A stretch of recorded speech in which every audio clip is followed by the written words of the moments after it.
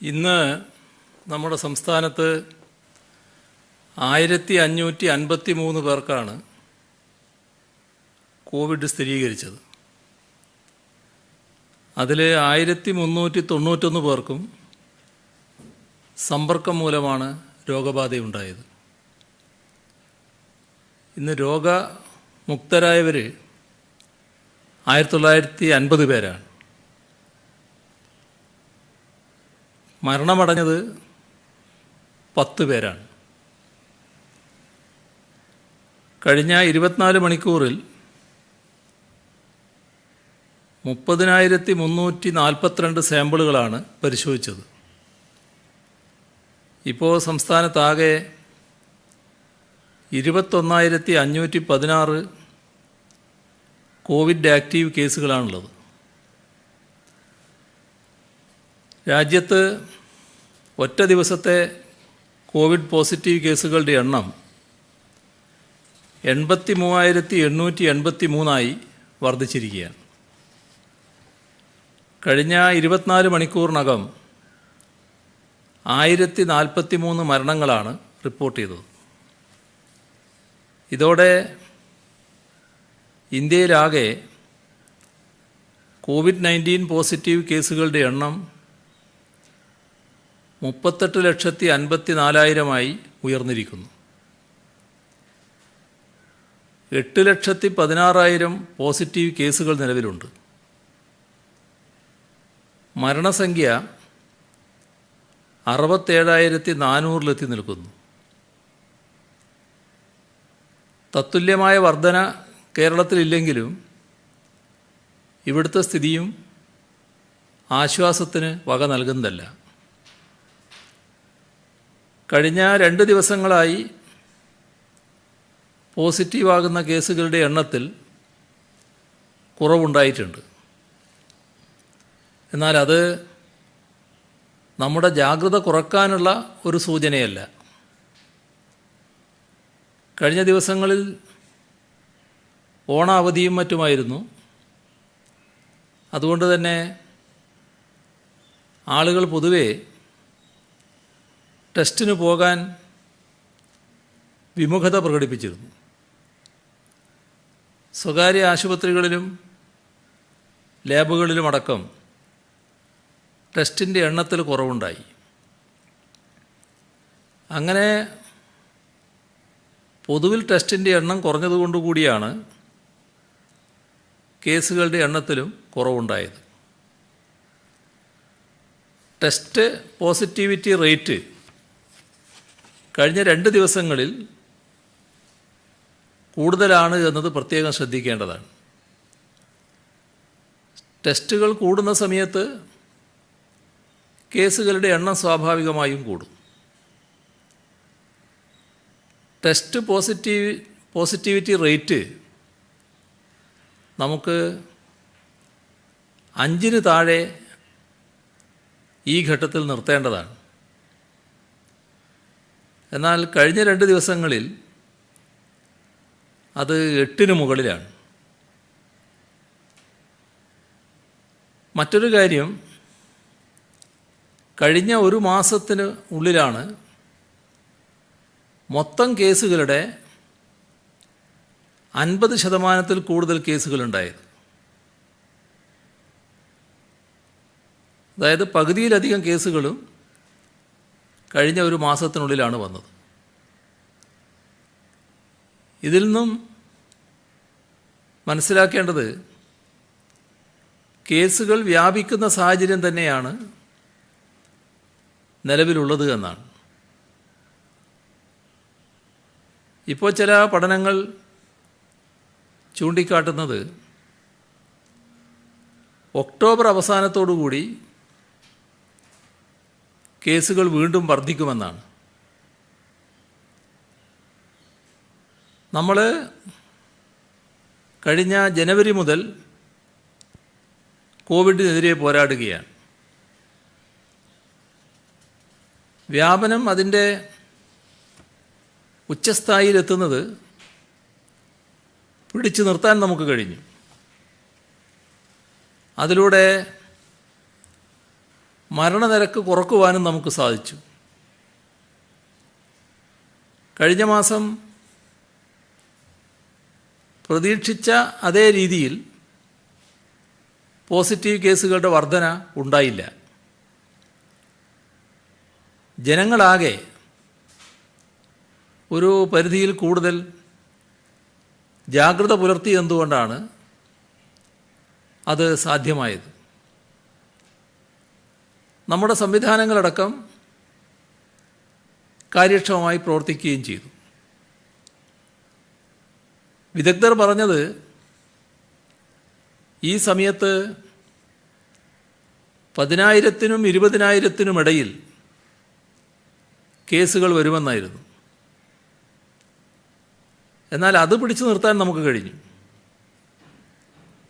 അതേസമയം നാം കാണേണ്ടത് രോഗവ്യാപനം ഉയരുകയും ചെയ്തു.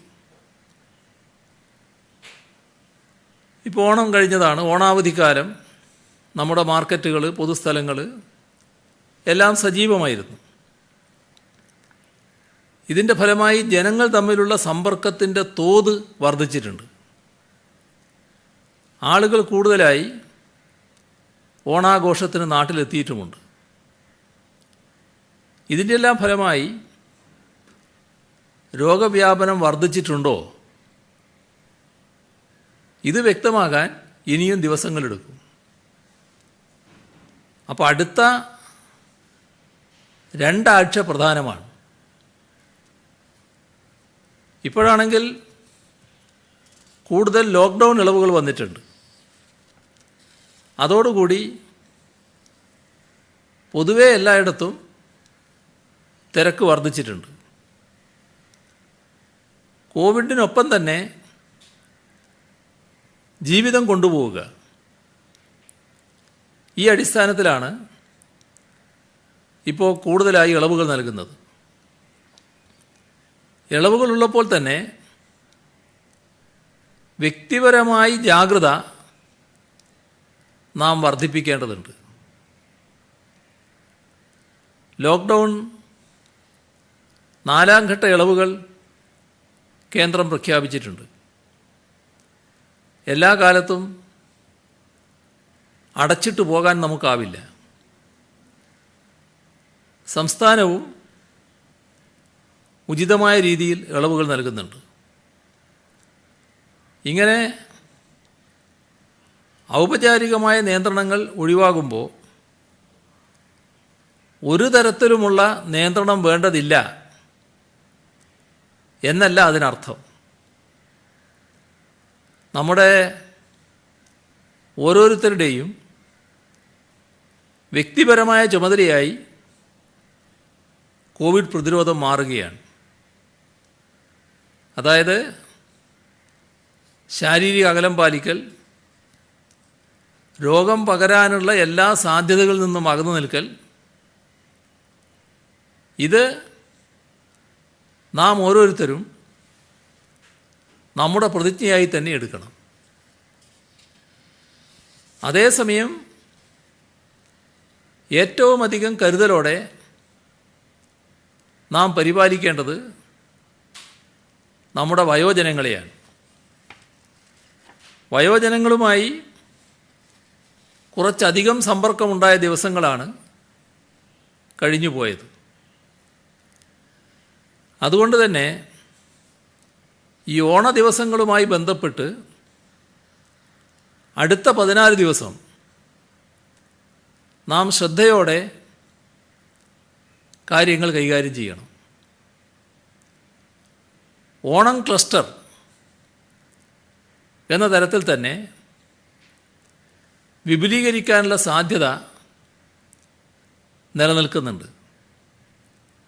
ആരോഗ്യ സംവിധാനങ്ങളും വ്യക്തികളും കൂടുതൽ ജാഗ്രത പുലർത്തേണ്ടതുണ്ട്. രോഗവ്യാപനം ഉണ്ടായിട്ടുണ്ടെങ്കിൽ അത് മറ്റുള്ളവരിലേക്ക് എത്താതിരിക്കാനുള്ള സ്വയം പരിശ്രമം ഉണ്ടാവണം. വയോജനങ്ങളിലേക്ക് വ്യാപനം കൂടിയാൽ മരണനിരക്ക് അതിനനുസരിച്ച് വർദ്ധിക്കും എന്നത് നാം ഓർക്കണം. നമ്മൾ പ്രതീക്ഷിച്ചതിലും കൂടുതൽ വ്യാപനത്തോത് കഴിഞ്ഞ ദിവസങ്ങളിൽ ഉണ്ടായില്ല. എന്നാൽ അടുത്ത 14 ദിവസം നേരത്തെ പറഞ്ഞതുപോലെ നാം വലിയ ജാഗ്രത പാലിച്ചു പോകണം. പുതിയ ക്ലസ്റ്ററുകൾ ഉണ്ടാവാനും ശക്തമായ വ്യാപനത്തിനുമുള്ള സാധ്യത മുന്നിൽ കണ്ടുവേണം ജാഗ്രത പുലർത്താൻ. ജാഗ്രത എത്ര കാലം തുടരണം എന്നത് പലരും ആലോചിക്കുന്ന വിഷയമാണ്. ഇതിൽ വാക്സിൻ വരുന്നത് വരെ എന്ന് മാത്രമേ അതിന് ഉത്തരമുള്ളൂ. ഈ ജാഗ്രത എന്നത് ഒരു സോഷ്യൽ വാക്സിൻ എന്ന തരത്തിൽ നാം കാണണം. അത് തുടരുക തന്നെ വേണം. ബ്രേക്ക് ദ ചെയിൻ പോലെയുള്ള സോഷ്യൽ വാക്സിനാണ് നാം ഫലവത്തായി നടപ്പാക്കേണ്ടത്. കോവിഡ് ബ്രിഗേഡ് സർക്കാർ പ്രഖ്യാപിച്ചതിന് ശേഷം വലിയ സ്വീകാര്യതയാണ് അതിന് ലഭിച്ചത്. കോവിഡ് ജാഗ്രതാ പോർട്ടലിൽ രജിസ്ട്രേഷൻ വലിയ രീതിയിൽ വർദ്ധിച്ചിട്ടുണ്ട്. ഇതുവരെ 12,804 പേർ രജിസ്റ്റർ ചെയ്തു. 6,236 പേർ മെഡിക്കൽ പ്രൊഫഷണൽസാണ്. അലോപ്പതി, ആയുർവേദ, ഹോമിയോ അടക്കം 2,397 ഡോക്ടർമാർ, 2,605 നഴ്സുമാർ, 706 ലാബ് ടെക്നീഷ്യന്മാർ, 530 ഫാർമസിസ്റ്റുകൾ, ഇവരൊക്കെ ഇതിനകം രജിസ്റ്റർ ചെയ്തിട്ടുണ്ട്. ഈ രജിസ്റ്റർ ചെയ്തവരൊക്കെ ഒരു കരുതൽ ഫോഴ്സായി നമ്മുടെ കൂടെ ഉണ്ടാകും. വിദഗ്ധർ പ്രവചിച്ചതുപോലെ കേസുകളുടെ എണ്ണം വർദ്ധിക്കുകയാണെങ്കിൽ ഇവരുടെ സേവനം ആശുപത്രികളിലും CLFTCകളിലും ഉപയോഗിക്കാനാകും. ഇവരുടെ ആദ്യ ടീമിനെ കഴിഞ്ഞ ദിവസം കാസർകോട്ടേക്ക് അയക്കുകയുണ്ടായി. കോവിഡ് ബ്രിഗേഡിലേക്ക് കൂടുതൽ ആളുകൾ രജിസ്റ്റർ ചെയ്യണമെന്ന് ഈ ഘട്ടത്തിൽ അഭ്യർത്ഥിക്കുകയാണ്. ഈ ഓണക്കാലത്ത് കടകളിലും ഷോപ്പിംഗ് മാളുകളിലും മറ്റും നിയന്ത്രണങ്ങൾ നല്ല തോതിൽ പാലിച്ചിട്ടുണ്ട്. എന്നാൽ ചില കേന്ദ്രങ്ങളിൽ തീരെ നിയന്ത്രണങ്ങളില്ലാത്ത അവസ്ഥയുണ്ടായി. കടകളിലോ മാർക്കറ്റുകളിലോ ചെല്ലുന്നവർ പേരെഴുതിയിടണം എന്നത് നിർബന്ധമാക്കിയിരുന്നു. അതിൽ വലിയ വീഴ്ചയുണ്ടായി. അവിടെ സൂക്ഷിച്ച പേന ഉപയോഗിക്കുന്നതിൽ പലർക്കും വിമുഖതയുമുണ്ടായി. ഇത്തരം പ്രശ്നങ്ങൾക്ക് പരിഹാരം വേണം. അതിന് കാണുന്നത് കോഴിക്കോട്ട് വിജയകരമായി പരീക്ഷിച്ച QR കോഡ് സ്കാൻ ചെയ്യുന്ന സംവിധാനമാണ്. ഒരു കേന്ദ്രത്തിൽ, അത് സർക്കാർ ഓഫീസാകാം, ഷോപ്പാകാം, മാളാകാം, അവിടെ എത്തുന്നവർ അവിടെ പ്രദർശിപ്പിച്ച QR കോഡ് സ്കാൻ ചെയ്യുക എന്നതാണ് രീതി. അതോടെ അവിടെ എത്തിയ ആളിനെക്കുറിച്ച് ഇലക്ട്രോണിക്കായി ആവശ്യമായ വിവരങ്ങൾ രേഖയിൽ വരും. പിന്നീട് ആ ഷോപ്പിലോ സ്ഥലത്തോ കോവിഡ് ബാധ ഉണ്ടാവുകയാണെങ്കിൽ അവിടെ സന്ദർശിച്ച എല്ലാവർക്കും സന്ദേശവും ആവശ്യമായ നിർദ്ദേശവും നൽകാൻ ഇത് സഹായകമാവും. ഇത്തരം രീതി പൊതുവെ എല്ലായിടത്തും പ്രായോഗികമാക്കാവുന്നതാണ്. മാസ്ക് ധരിക്കാത്ത 7477 സംഭവങ്ങൾ ഇന്ന് സംസ്ഥാനത്ത് റിപ്പോർട്ട് ചെയ്തിട്ടുണ്ട്. ഇതിനർത്ഥം സർക്കാർ നിഷ്കർഷിച്ച രീതിയിലുള്ള പ്രതിരോധ ഇടപെടൽ കുറയുന്നുവെന്ന് തന്നെയാണ്. ക്വാറന്റൈൻ ലംഘിക്കുന്നവർക്കെതിരായ കേസുകൾ ആ എണ്ണവും കൂടുന്നുണ്ട്. മാസ്ക് ധരിക്കുന്നത് സ്വന്തം രക്ഷയ്ക്ക് മാത്രമല്ല, ചുറ്റുമുള്ളവർക്ക് രോഗം പകരാതിരിക്കാനുമാണ്. ആ കാര്യത്തിൽ നാം ഓരോരുത്തരും തികഞ്ഞ ജാഗ്രത പാലിക്കേണ്ടതാണ്. ലോക്ക്ഡൗണിന് ശേഷം കേരളത്തിലേക്ക് എത്തിയവരുടെ എണ്ണം 9 ലക്ഷം കഴിഞ്ഞിട്ടുണ്ട്.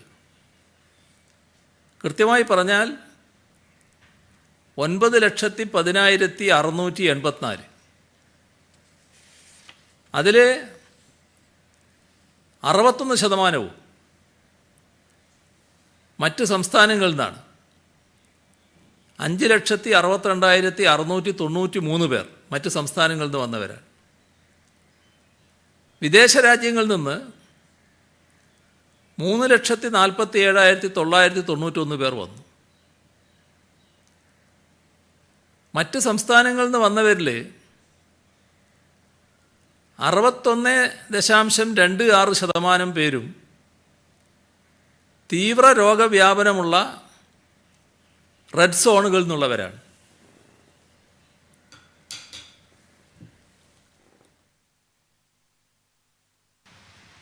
അതുപോലെ തന്നെ ജൂനിയർ നഴ്സുമാരും കുറേ ദിവസങ്ങളായി സമരത്തിലാണ്. അവരുടെ സ്റ്റൈപ്പൻഡ് വർധനവ് ആവശ്യപ്പെട്ടുകൊണ്ട് അതിപ്പോൾ 2 ആഴ്ചയിലേറെയായി അവർ സമരത്തിലാണ്. അക്കാര്യത്തിലും ഒരു ഇടപെടൽ ഉണ്ടാകുമോ? അല്ല, അതുമായി ബന്ധപ്പെട്ട് ആരോഗ്യവകുപ്പ് സ്വാഭാവികമായി പരിശോധിക്കും എന്താണെന്നുള്ളത്. CM BJPയുടെ ഒരു ആരോപണം ഇന്ന് അങ്ങയുടെ ശ്രദ്ധയിൽപ്പെട്ടിരിക്കുന്നു. അങ്ങ് അമേരിക്കയിൽ ചികിത്സയിലായിരുന്നപ്പോൾ അങ്ങയുടെ വ്യാജ ഒപ്പ് അങ്ങയുടെ ഓഫീസിൽ ഇട്ടു എന്നാണ് BJPയുടെ സംസ്ഥാന വക്താവ് ആരോപിക്കുന്നത്. എന്താണ് സർക്കാരിന് ഇക്കാര്യത്തിലെ മറുപടി? ഇത് സാധാരണഗതിയിൽ കാര്യങ്ങൾ അറിയാത്തത് കൊണ്ടായിരിക്കാം. പക്ഷേ നിങ്ങൾക്കെല്ലാം അറിയാലോ എങ്ങനെയാണ് കാര്യങ്ങൾ നടക്കുക എന്നുള്ളത്. അവർക്കതിനെക്കുറിച്ച് നിശ്ചയമില്ലാത്തത് കൊണ്ടായിരിക്കാം അത്തരമൊരു പരാതി ഉന്നയിച്ചത്. ഇവിടെ നേരത്തെ ഇത്തരമൊരു കാര്യം വന്നപ്പോൾ അന്ന് അതുമായി ബന്ധപ്പെട്ട്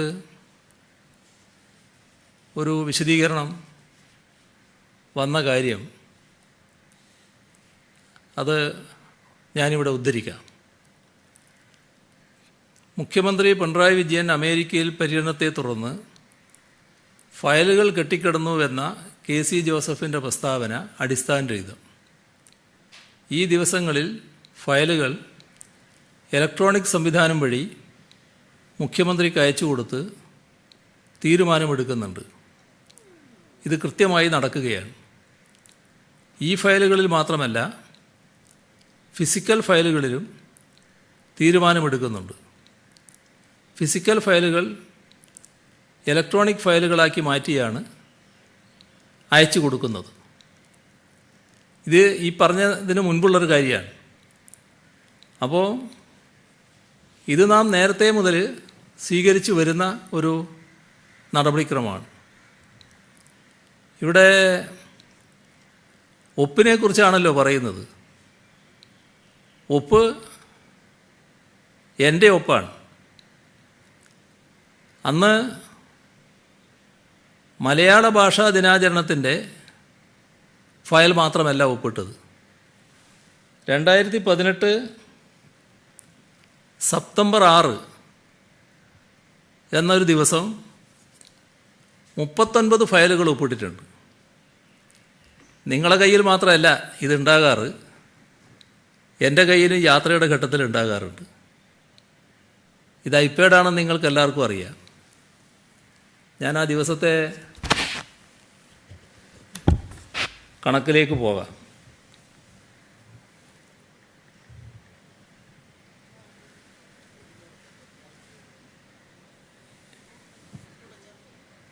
ഇതാണ് അതിൻ്റെ അവസാന പേര. എന്നാൽ അപ്രതീക്ഷിതമായി കേരളത്തിനുണ്ടായ പ്രളയ ദുരിത സാഹചര്യം കണക്കിലെടുത്ത് കേരളത്തിൻ്റെ 62-ാം വാർഷിക ദിനമായ 2018 നവംബർ 1-ാം തീയതി വ്യാഴാഴ്ച മലയാള ദിനാഘോഷവും ഭരണഭാഷാ വാരാഘോഷവും സെക്രട്ടേറിയറ്റിലെ ദർബാർ ഹാളിൽ നാമമാത്ര ചടങ്ങായി ഭരണഭാഷാ പ്രതിജ്ഞ ചൊല്ലൽ നടത്താമോ എന്നതിലേക്കും അതോടൊപ്പം ബഹുമാനപ്പെട്ട മുഖ്യമന്ത്രിയുടെ സാന്നിധ്യം പ്രസ്തുത ചടങ്ങിലേക്ക് ഉറപ്പാക്കുന്നതിലേക്കുമുള്ള ഉത്തരവിലേക്കായി ബഹുമാനപ്പെട്ട മുഖ്യമന്ത്രിക്ക് സമർപ്പിക്കാവുന്നതാണ്. ഇത് എല്ലാവരും ഒപ്പിട്ട് മുഖ്യമന്ത്രിയുടെ അംഗീകാരത്തിന് വേണ്ടി അയക്കുകയാണ്. അത് 6-ാം തീയതി എനിക്ക് അയച്ചു കിട്ടുന്നു. ഞാൻ ആ ഫയലിൽ ഒപ്പിട്ടുകൊണ്ട് തിരിച്ചയക്കുന്നു. ഇതാണ് സംഭവിച്ചത്. ഒപ്പിട്ട് തിരിച്ചയച്ചതിൻ്റെ രേഖയും എൻ്റെ കയ്യിലുണ്ട്. ഇത് ഇപ്പോൾ ഇവിടെ പറഞ്ഞതുപോലെ ഈ 6-ാം തീയതി എന്ന ദിവസം 39 ഫയലുകൾ ഇതിൻ്റെ കൂടെ ഇതടക്കം 39 ഫയലുകൾ ഒപ്പിട്ട് ഞാൻ തിരിച്ചയച്ചിട്ടുണ്ട്. ആ ഘട്ടത്തിൽ എല്ലാ ദിവസവും ഇങ്ങനെ ഫയലുകൾ അയക്കുമായിരുന്നു.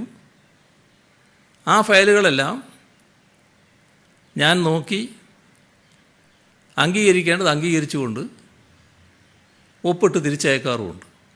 അപ്പോൾ ഒപ്പിൽ യാതൊരു വ്യാജവും ഇല്ല. ഇത് വളരെ ഗൗരവതരമെന്നാണ് Muslim League general secretary PK Kunhalikutty ആരോപിക്കുന്നത്. അത് ഈ ഒക്കച്ചങ്കാതിമാർ പറയുമ്പോൾ പിന്നെ എങ്ങനെയാണ് അത് ഏറ്റെടുക്കാതിരിക്കുക എന്നുള്ള തോന്നലിൻ്റെ ഭാഗമായിട്ടാണ്. BJP പറഞ്ഞാൽ ഉടനെ ഏറ്റുപിടിക്കണമെന്ന് ലീഗ് നേതൃത്വത്തിന് തോന്നുകയാണ്. അതിൻ്റെ ഭാഗമാണത്. അത് UDF ഇപ്പോൾ അങ്ങനെയൊരു നിലയാണല്ലോ സ്വീകരിക്കുന്നത്. ആദ്യം BJP പറയുക, പിന്നെ അതിന് ബലം കൊടുക്കാൻ വേണ്ടി UDF ഇടപെടുക. എന്നാൽ ഈ പറഞ്ഞയാൾക്ക് ഇതിൻ്റെ സാങ്കേതികത്വം അറിയാതെ വന്നേക്കാം. പക്ഷേ കുഞ്ഞാലിക്കുട്ടിയെപ്പോലെ ദീർഘകാലം മന്ത്രിയായിരുന്ന ഒരാൾക്ക് ഈ സാങ്കേതികത്വം അറിയാതെ വരാനിടയില്ല. കാരണം നമ്മുടെ സംസ്ഥാനത്ത് 2013 ആഗസ്റ്റ് 24 മുതൽ ഈ പറയുന്ന ഫയൽ പ്രോസസ്സിങ് ഓഫീസ് സോഫ്റ്റ്വെയർ വഴി നടത്താമെന്ന് സർക്കാർ ഉത്തരവ് നൽകിയിട്ടുണ്ട്.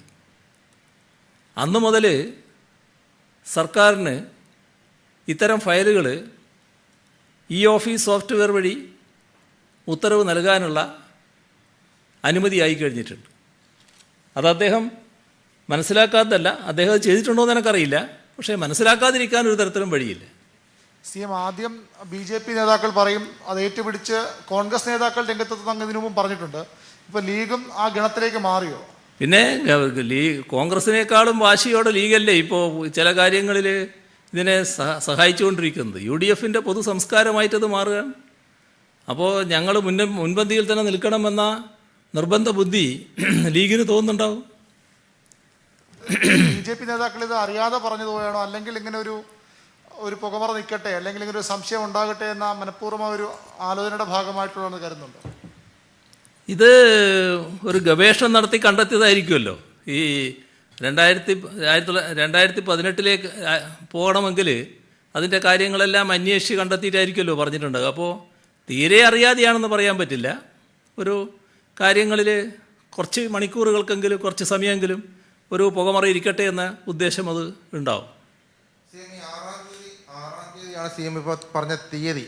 പക്ഷേ 9-ാം തീയതിയാണ് ഈ ഡേറ്റ് ഇട്ടതായിട്ട് BJP ആരോപിക്കുന്നത്. അപ്പം CM-ന് ഡേറ്റ് തെറ്റിയാണോ അതോ? അല്ല, ഇവിടുന്ന് അയച്ചത് 6-ാം തീയതിയാണ്. അതാണ് ഞാൻ പറഞ്ഞത്. ഇവിടുന്ന് അയച്ച തീയതി 6-ാം തീയതിയാണ്. CM ഈ ഫയലുകൾ എങ്ങനെ BJP നേതാക്കളുടെ കയ്യിൽ കിട്ടും? അത് വേണമെങ്കിൽ പരിശോധിക്കാം നമുക്ക് എന്താണ് വസ്തുത, എങ്ങനെയാണ് അത് കിട്ടിയെന്നുള്ളത്. CM ഈ പറയുന്ന കോവിഡ് വ്യാപാര സ്ഥാപനങ്ങളിൽ എത്തുന്ന വിവരശേഖരണവുമായിട്ട് ബന്ധപ്പെട്ട് QR കോഡ് സ്കാൻ ചെയ്യണമെന്ന് പറഞ്ഞിരുന്നല്ലോ. അപ്പോൾ ഇത് ചെറുകിട സ്ഥാപനങ്ങളിലും ബാധകമായിരിക്കുമോ അതോ വൻകിട സ്ഥാപനങ്ങളിൽ മാത്രമായിരിക്കുമോ? അല്ല, കോഴിക്കോട് ഇപ്പോൾ അത് വിജയകരമായി നടത്തിയിട്ടുണ്ട്. അപ്പോൾ ആ നടപ്പാക്കിയ മാതൃക നമുക്ക് നടപ്പാക്കാൻ പറ്റില്ലേ എന്നാണ് ആലോചിക്കുന്നത്. അതിൻ്റെ മറ്റ് വിശദാംശങ്ങൾ പിന്നീട് പരിശോധിക്കാം. CM ഒരു കാര്യം, ഡിജിറ്റൽ ഫയലിൽ ഡിജിറ്റൽ ഒപ്പാണോ ഇടുന്നത് അതോ ഡിജിറ്റൽ ഫയലിൻ്റെ പ്രിൻ്റ് എടുത്ത് CM ഒപ്പിട്ട് സ്കാൻ ചെയ്ത് തിരിച്ചയക്കുകയാണോ? അല്ലാതെ സാധാരണ നിലക്കുള്ള രീതികളുണ്ട്. ഈ എൻ്റെ കമ്പ്യൂട്ടർ, എൻ്റെ ഈ ഐപാഡിൽ ആ ഫയൽ അങ്ങനെ തന്നെ വരും.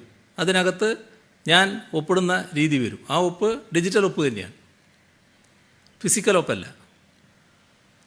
CM ഈ ഫയല് അപ്പാടെ ഒരു BJP നേതാവിൻ്റെ കയ്യിൽ കിട്ടിയതാണ്. അതുപോലെ തന്നെയാണ് താങ്കളുടെ ഓഫീസിൽ നിന്ന് നേരത്തെയും ചില ഫയലുകൾ, മുഖ്യമന്ത്രി കണ്ട് ഒപ്പിട്ട ഫയലുകൾ അപ്പാടെ ഇങ്ങനെ പോകുന്നുണ്ട്. അപ്പോൾ അത് ഒരു ഓഫീസിൻ്റെ വീഴ്ചയായിട്ട് താങ്കൾ കണക്കാക്കുമോ? ഇത് 2018 സംഭവിച്ചൊരു കാര്യത്തിൽ അന്ന് പോയതല്ല അത്. ഇത് ഇപ്പോൾ എവിടുന്നോ എടുത്ത കാര്യമാണ്. അതൊരു രഹസ്യരേഖയല്ല സാധാരണഗതിയിൽ ഈ മലയാള ഭാഷ ആചരണത്തിൻ്റെ കാര്യവുമായി ബന്ധപ്പെട്ട്. അങ്ങനെ ഒരു വളരെ രഹസ്യമായിട്ടുള്ളൊരു കാര്യമല്ല. എങ്കിലും ഏത് വഴിക്കാണത് പോയത് എന്ന് നമുക്ക് പരിശോധിക്കാം.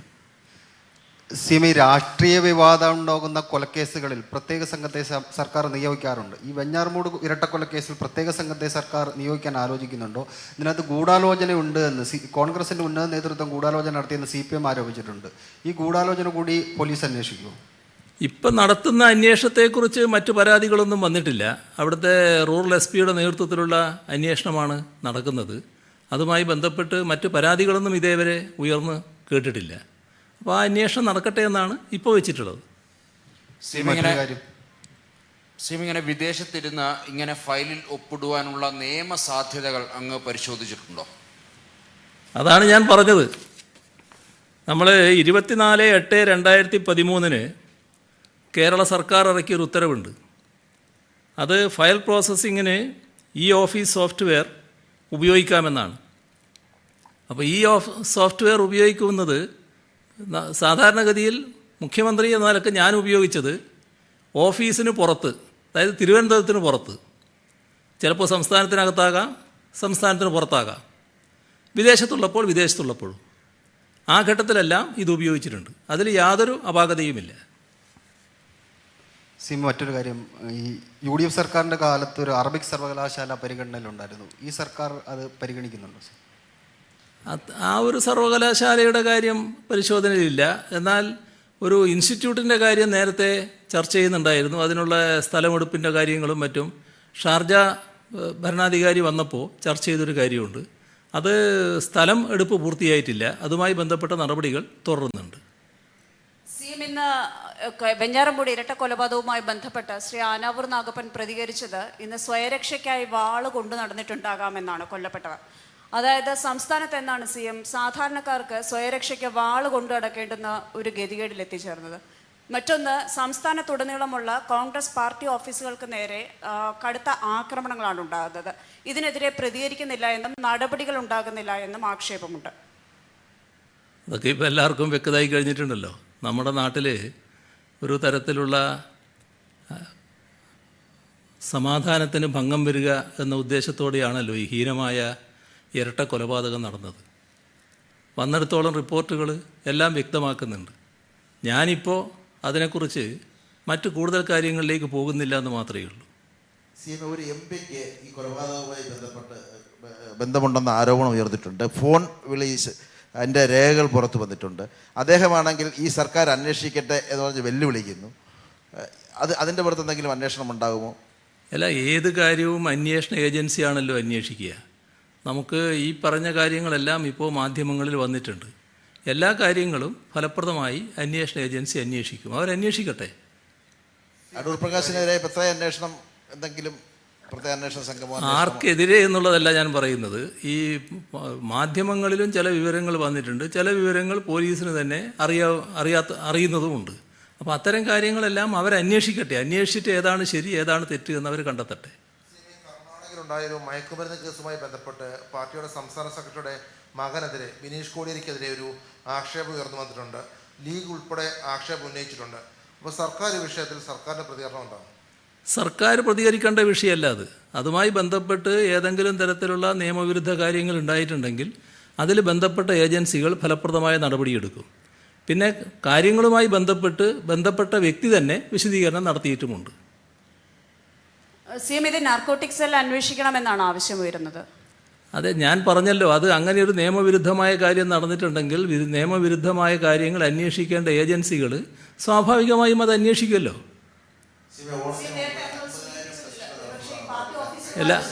അല്ല, ആ ചോദ്യത്തിന് ഞാൻ നേരത്തെ മറുപടി പറഞ്ഞു കഴിഞ്ഞു. ഞാൻ നേരത്തെ പറഞ്ഞു കഴിഞ്ഞു അതിന്. CMA ഓണത്തിന് മുമ്പ് പറഞ്ഞത് 50,000 ടെസ്റ്റുകൾ നമ്മൾ നടത്തുമെന്നാണ്. ഇപ്പോൾ കഴിഞ്ഞ ദിവസങ്ങളിലെല്ലാം കുറവായിരുന്നു. ഇന്നും കുറഞ്ഞ ടെസ്റ്റുകൾ നടത്തിയത്. നമുക്ക് എന്തുകൊണ്ടാണ് നടത്താൻ പറ്റാതിരുന്നത്? അത് സമയമല്ലേ, ഓണത്തിൻ്റെ സമയമാകുമ്പോൾ പലതരത്തിലുള്ള കുറവുകളും സംഭവിക്കുമല്ലോ. ഒന്ന്, ആളുകൾ ഈ ഓണസമയത്ത് പലരും കാണുന്നത് ഇപ്പോൾ ടെസ്റ്റ് ചെയ്തിട്ട് ഇപ്പോൾ ഉണ്ടോ എന്ന് മനസ്സിലാക്കണോ എന്നൊരു ശങ്ക ആളുകളിലുണ്ടായി. അവർ കുറച്ച് വൈമുഖ്യം കാണിച്ചു. ഇനി അത് വർദ്ധിക്കും, ഇന്നലത്തതിനേക്കാളും കൂടിയില്ലേ. അപ്പോൾ ഇനി അങ്ങോട്ട് കൂടിക്കോളും. അത് 50,000-ലേക്ക് എത്തിക്കുക എന്നുള്ളത് തന്നെയാണ് നമ്മൾ ഉദ്ദേശിക്കുന്നത്. CM ഒരു ക്ലാരിറ്റിക്ക് വേണ്ടി ചോദിക്കുകയാണ്. ഈ CM ഒപ്പുമായി ബന്ധപ്പെട്ട് നമുക്ക് ഈ CM ഒരു സ്ഥലത്ത് പോകുന്ന മുന്നിൽ കണ്ടുകൊണ്ട് നേരത്തെ ആ ഡേറ്റ് വെച്ച് ഒപ്പിടുന്ന ഒരു രീതിയുണ്ടോ? അങ്ങനെ ചെയ്യുന്നതിനകത്ത് എന്തെങ്കിലും അപാകതയുണ്ടോ? അതൊരു കുബുദ്ധിയിൽ നിന്നുള്ള ചോദ്യമാണ്, സാധാരണ ബുദ്ധിയുള്ളൊരു ചോദ്യമല്ല അത്. കാരണം ഇതുമായി ബന്ധപ്പെട്ട് ഒരു ഫയൽ പ്രോസസ്സ് ചെയ്ത് കഴിഞ്ഞതിന് ശേഷമാണ് മുഖ്യമന്ത്രിയുടെ ഒപ്പുവാങ്ങുക. അപ്പോൾ അത് മുഖ്യമന്ത്രി കൂടി നോക്കിയാണ് ഒപ്പിടേണ്ടത്. അങ്ങനെയൊരു ഫയൽ വന്നു കഴിഞ്ഞ് ആ ഫയലാണ് മുഖ്യമന്ത്രിക്ക് അയക്കുന്നത്. അത് അയക്കാൻ ഇന്ന് സംവിധാനമുണ്ട്. ഈ പറഞ്ഞ ദിവസം ഞാൻ എടുത്തത് എന്തുകൊണ്ടാണ്? എൻ്റെ ഐപാഡിൽ ഇതെല്ലാം കിടക്കുന്നതുകൊണ്ടല്ലേ. അപ്പോൾ അതിന് സംവിധാനം ഇപ്പോൾ കിടക്കുകയാണ്, അതിനൊരു വിഷമവുമില്ല. CM ഈ വെഞ്ഞാറമൂട് കൊലപാതകവുമായി ബന്ധപ്പെട്ടേ ഈ രാഷ്ട്രീയമാണോ അല്ലയോ എന്നുള്ള വാദപ്രതിവാദങ്ങൾ നടന്നുകൊണ്ടിരിക്കുകയാണ്. അതിനിടയിൽ മന്ത്രി EP ജയരാജൻ തന്നെ പറഞ്ഞത് അടൂർ പ്രകാശിന് ഈ വിഷയത്തിൽ നേരിട്ട് പങ്കുണ്ട്, കൃത്യം നിർവഹിച്ചു കഴിഞ്ഞു എന്നുള്ള മെസ്സേജാണ് അദ്ദേഹത്തിൻ്റെ ഫോണിൽ വന്നത് എന്ന് തെളിവുണ്ടെന്നൊക്കെ പറയുന്നു. അവർ മന്ത്രി തന്നെ ഇങ്ങനെ പറയുന്നൊരു സാഹചര്യത്തിൽ പറഞ്ഞ ദിവസങ്ങളായിട്ടും എന്തുകൊണ്ടാണ് പോലീസ് അദ്ദേഹത്തെ അറസ്റ്റ് ചെയ്യുന്ന കാര്യത്തിലേക്ക് നീങ്ങാത്തത്? ഞാൻ പറഞ്ഞു, അതുമായി ബന്ധപ്പെട്ട് അന്വേഷണ ഏജൻസികൾ കൃത്യമായി അന്വേഷിക്കുകയാണ്. ആ അന്വേഷണത്തിന് വിട്. എല്ലാ കാര്യത്തിലും ഇതാണല്ലോ ഞാൻ എപ്പോഴും പറയാറുള്ളത്. അന്വേഷണ ഏജൻസി അന്വേഷിക്കട്ടെ, ആരൊക്കെയാണ് കുറ്റവാളികളെന്ന് കണ്ടെത്തട്ടെ, അവരതിനനുസരിച്ച് നടപടിയും എടുക്കട്ടെ. ഇപ്പോൾ അന്വേഷണത്തെപ്പറ്റി പ്രത്യേകിച്ച് പരാതിയൊന്നും വന്നിട്ടുമില്ല. CM ഇപ്പോൾ നമ്മൾ ഈ 9 ലക്ഷത്തോളം ആളുകൾ ഇവിടെ വന്നെന്ന് പറഞ്ഞു. അതിൽ തന്നെ നല്ലൊരു ശതമാനം വിദേശ രാജ്യങ്ങളിൽ നിന്നാണ്. CM ഈ ഇവിടുത്തെ ഒരു വാർത്താ സമ്മേളനത്തിലാണ് മടങ്ങി വന്ന പ്രവാസികൾക്കായിട്ടൊരു ഡ്രീം കേരള എന്ന് പറയുന്നൊരു പ്രോജക്റ്റ് പ്രഖ്യാപിച്ചിട്ടുണ്ട്. ഒരു സമയബന്ധിതമായിട്ട് നടപ്പാക്കണമെന്നായിരുന്നു അതിന് അന്ന് സമയം വെച്ചിരുന്നു. ആ സമയം കഴിഞ്ഞു, പക്ഷേ ഒന്നും നടന്നതായിട്ടൊരു വിവരവുമില്ല. ഈ ഡ്രീം കേരളയെ പറ്റിയാണോ പറയുന്നത്? പ്രവാസികൾക്കായിട്ട് ഒരു 3 ഘട്ടമായിട്ട് നടപ്പാക്കാൻ നേരത്തെ CM തന്നെ നമ്മുടെ ഇവിടെ തന്നെ പ്രഖ്യാപിച്ചു. അതെ, അതിൽ നമ്മൾ കാണേണ്ടത് ഈ കോവിഡ് എന്നത് പല പരിപാടികളെയും തടസ്സപ്പെടുത്തിയിട്ടുണ്ട്, പലതും മന്ദതയിലാക്കിയിട്ടുണ്ട്, അതിൻ്റെ സ്പീഡ് കുറച്ചിട്ടുണ്ട്. എന്നാൽ വലിയ തോതിലുള്ള ശ്രമങ്ങൾ ഇപ്പോൾ നടന്നുകൊണ്ടിരിക്കുകയാണ്. അത്തരം കാര്യങ്ങൾ ഏതാനും ദിവസങ്ങൾ, നിങ്ങളിപ്പോൾ കേട്ടല്ലോ ചില കാര്യങ്ങൾ നടത്താൻ പോകുന്നത്. ഇനി കുറച്ച് ദിവസം കഴിയുമ്പോൾ അതുമായി ബന്ധപ്പെട്ട കാര്യങ്ങളും അറിയും. നിങ്ങളോട് തന്നെ പറയും, ഒരു സംശയവും വേണ്ട. പക്ഷേ നേരത്തെ വിചാരിച്ചതുപോലെ നടപ്പാക്കുന്നതിന് കോവിഡിൻ്റെ വ്യാപനം ഒരു തടസ്സമായി വന്നിരുന്നു എന്നുള്ളത് ശരിയാണ്. ഈ വെഞ്ഞാറമൂട് ഇരട്ടക്കൊലയുമായി ബന്ധപ്പെട്ട് കോൺഗ്രസ് നേതാക്കന്മാർ ഈ കൊല്ലപ്പെട്ട ചെറുപ്പക്കാരെ വ്യക്തിഹത്യ നടത്തുന്ന തരത്തിൽ പ്രതികരിക്കുന്നുണ്ട്. അത് ഗുണ്ടാ സംഘമാണ്, മയക്കുമരുന്നുമായി ബന്ധമുണ്ട് എന്നുള്ള തരത്തിലൊക്കെയാണ് പ്രതികരിക്കുന്നത്. അല്ല, അത് സാധാരണ നിലക്ക് സംഭവിക്കാൻ പാടില്ലാത്തൊരു കാര്യം സംഭവിച്ചു. ഇവിടെ കൊലപാതകം നാട് അംഗീകരിക്കുന്നില്ല. സ്വാഭാവികമായി അതിൽ വലിയ അമർഷമുണ്ട്. അങ്ങനെ വരുമ്പോൾ അതിനെ തെറ്റായി ചിത്രീകരിക്കാനുള്ളൊരു ശ്രമം ബോധപൂർവം നടത്തുന്നു എന്ന് മാത്രം കണ്ടാൽ മതി. അതിൻ്റെ കൂടിയൊന്നല്ല നാട് നിൽക്കുന്നത്. നാടിത് ഹീനമായൊരു കൊലപാതകമായിട്ട് കാണുന്നു. ആ കൊലപാതകികളെ ഏറ്റവും വേഗം നിയമത്തിൻ്റെ കരങ്ങളിൽ ലഭ്യമാക്കണമെന്ന് നാടാകെ ആഗ്രഹിക്കുന്നു. അതിനാവശ്യമായ നടപടികൾ പോലീസ് സ്വീകരിച്ചു വരുന്നു. അപ്പോൾ അത്തരം പ്രചരണങ്ങൾ കൊണ്ട് മാത്രം ഈ കൊല ചെയ്യപ്പെട്ടവർ ഏതെങ്കിലും തരത്തിൽ കുറ്റവാളികളായിട്ട് മാറില്ല. അത് ഒരു മോഹം മാത്രമാണ്. യഥാർത്ഥത്തിൽ നാട് ആ സംഭവത്തെ ആകെ അപലപിക്കുന്ന നിലയാണ് എടുത്തിട്ടുള്ളത്. നമ്മൾ ഇതിലിങ്ങനെ ചുറ്റിക്കറങ്ങണ്ട, ഏകദേശം കാര്യങ്ങളായും തോന്നുന്നുണ്ട്. അപ്പോൾ നമുക്ക് അവസാനിപ്പിക്കാം. 1000